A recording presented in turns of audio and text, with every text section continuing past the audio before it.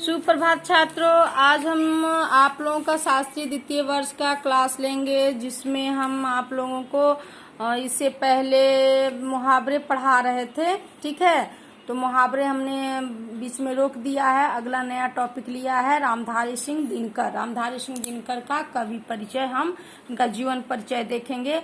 उनका रश्मि रथी जो कविता है उसको पढ़ना है, इसलिए पहले हम रामधारी सिंह दिनकर के जीवन परिचय के बारे में, उनकी रचनाओं के बारे में, उनके सामाजिक व्यक्तित्व, साहित्यिक व्यक्तित्व के बारे में छात्रों जानेंगे। ठीक है छात्रों, उनका जीवन परिचय देखते हैं रामधारी सिंह दिनकर के बारे में।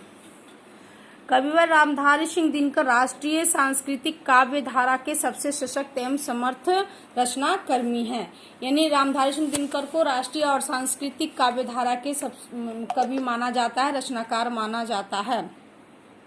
साथ ही बिहार में सरहपाद, आप लोग आदिकाल के कवि सिद्ध कवि रहे हैं सरहपाद, वो बिहार के ही रहने वाले थे। आपको विद्यापति के बारे में भी जानते हैं, वो भी बिहार के ही रहने वाले थे। तो विद्वानों का कहना है कि रामधारी सिंह दिनकर जो है, जिस तरह सरहपाद से लेकर विद्यापति तक जितने भी रचनाकार या कवि लेखक हुए हैं, उनमें रामधारी सिंह दिनकर का भी स्थान जो है विशिष्ट है ना। यानी कि जिस तरह इन विद्वानों का नाम लिया जाता है, उसमें रामधारी सिंह दिनकर जी का भी नाम लिया जाता है। ठीक है छात्रों, दिनकर जी का जन्म निम्न मध्य वर्गीय किसान परिवार में 23 सितंबर 1908 ईस्वी को उत्तर बिहार के वर्तमान बेगूसराय जिले में के सिमरिया गांव में हुआ था। जबकि ये सिमरिया गांव जो है, जो 2 अक्टूबर 1972 से पहले मुंगेर जिला में पड़ता था, कि मुंगेर जिला के अंतर्गत एक सब डिवीजन था।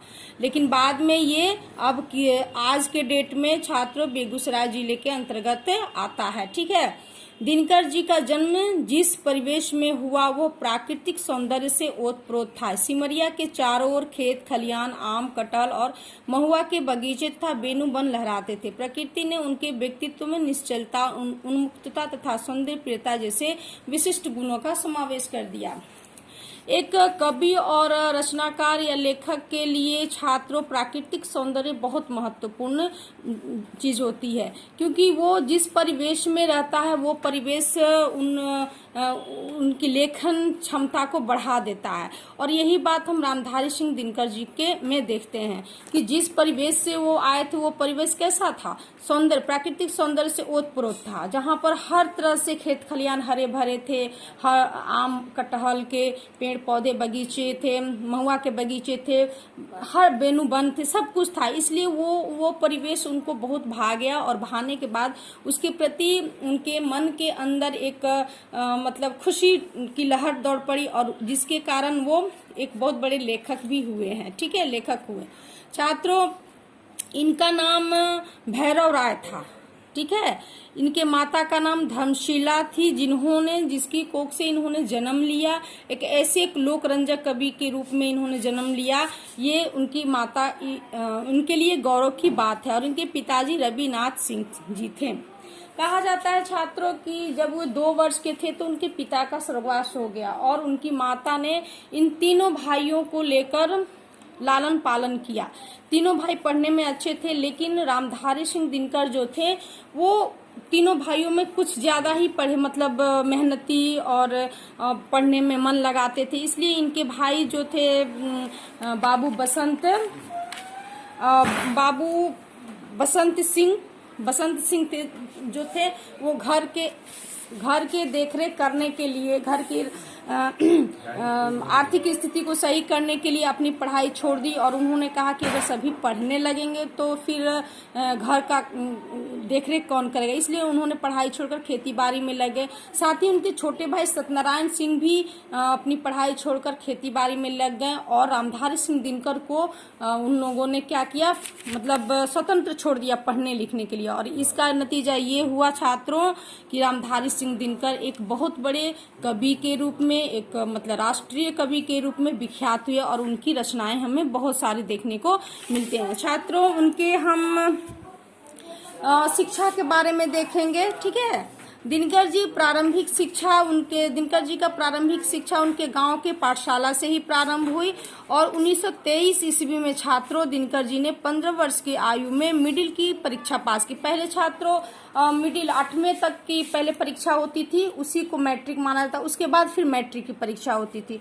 तो रामधारी सिंह दिनकर ने 15 वर्ष की आयु में मिडिल की परीक्षा पास की। फिर 1928 में उन्होंने पटना जिले के मोकामा घाट हाई स्कूल से मैट्रिक की परीक्षा पास की। ठीक है छात्रों, और उन्होंने मैट्रिक में हिंदी विषय से अधिक नंबर लाने की वजह से उन्हें संपूर्ण प्रांत में हिंदी में सर्वाधिक अंक प्राप्त करने के कारण उन्हें भूदेव स्वर्ण पदक प्रदान किया गया। छात्रों देखिए, वो इनके अंदर बचपन से ही वो प्रतिभा थी जो बाद में निखर कर सामने आया छात्रों, इसलिए उन्हें वो हिंदी में अधिक नंबर लाने के कारण उन्हें भूदेव स्वर्ण पदक प्राप्त हुआ। ठीक है छात्रों, उसके बाद देखते हैं छात्रों सन 28 से 1932 ईस्वी तक वे पटना कॉलेज के छात्र रहे और वहीं से उन्होंने इतिहास से ऑनर्स किया।